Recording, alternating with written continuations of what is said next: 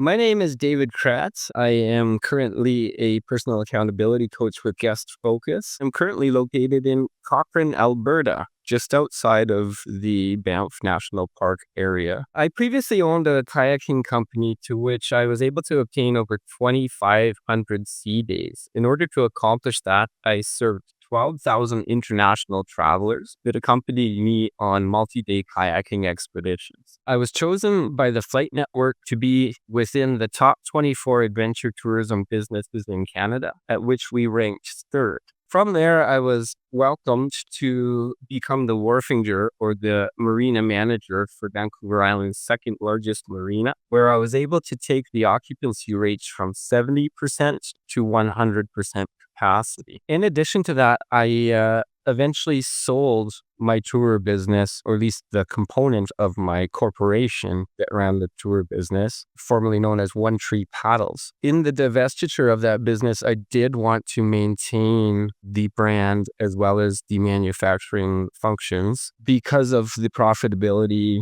that had historically spoken to a great success, but was currently inhibited by market trends. So as we look to the future, we hope to reintroduce some of the $1.2 million worth of sales that we had accomplished in the early years of paddleboarding becoming a trend. I find that the best familiarity working with solo operators. The reason for that is because that's kind of where I started and where the history or my career history began. I find that there's many hats that we wear when we begin and embark the journey of becoming a tourism operator.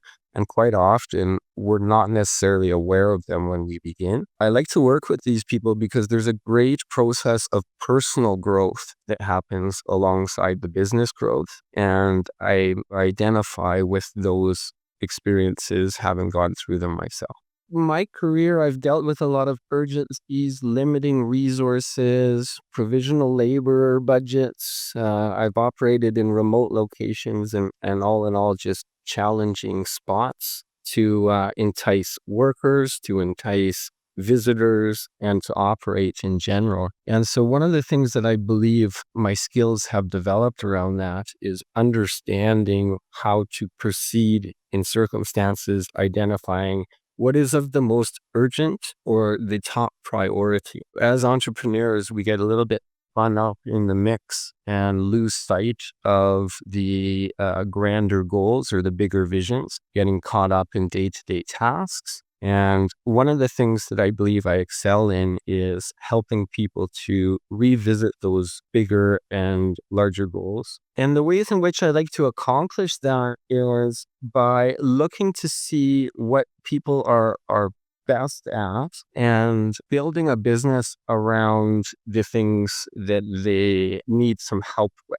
And what I like to do is to build automations and look to technological innovations to help them to get some time free to focus on those more important or more priority tasks. I like to work with people to stretch small budgets for marketing purposes, to look at their websites and their search engine optimizations, and to really ensure that the base structure of what they are offering in terms of online or digital presence is fundamentally efficient. So right from the start of my career, I took the stage as the person responsible for developing the expedition training program for the Duke of Edinburgh's Award, Alberta and Northwest Territory, Canada divisions. So right from the start, I took on the mentorship or leadership for youth and the delivery of those types of educational services. And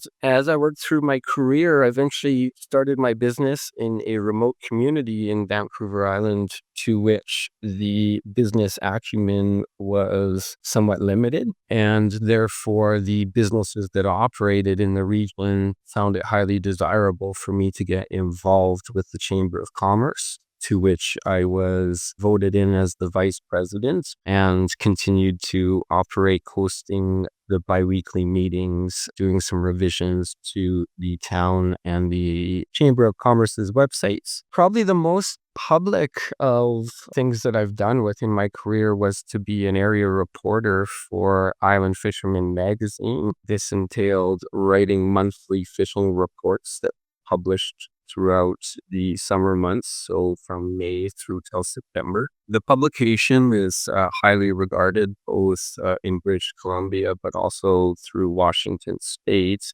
Coaching has really offered me an opportunity to bridge the gap between what was a very successful career in tourism operations and where I've eventuated, which has been a transition to aging out of and seeing some physical injuries that inhibit my guiding capabilities, and some family changes, which has demanded my attention in a slightly different way. And so what I enjoy most about coaching is being connected to people and to processes that I am familiar with, but also accomplish that. As you can imagine, most people like to do things that they're good at.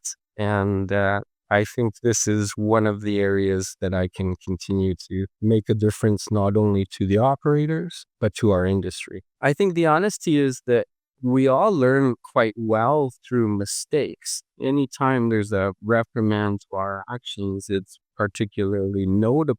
But I also believe that there's certain mistakes that we don't have time for, or there's certain mistakes that are not worth making when we are tourism operators. And learning from people who have been there is essential to expediting the process to success and fast tracking ourselves past those difficult or challenging situations and looking to the support of the community, the coaches, or the resources that are made available through guest focus. What did we all kind of enter tourism for? It wasn't really as we end up in our businesses. And finding that enjoyment and rekindling that passion is in part what we strive to do within the guest focus program, to realign you, to rejuvenate you, and to make sure that you're headed where you want to be.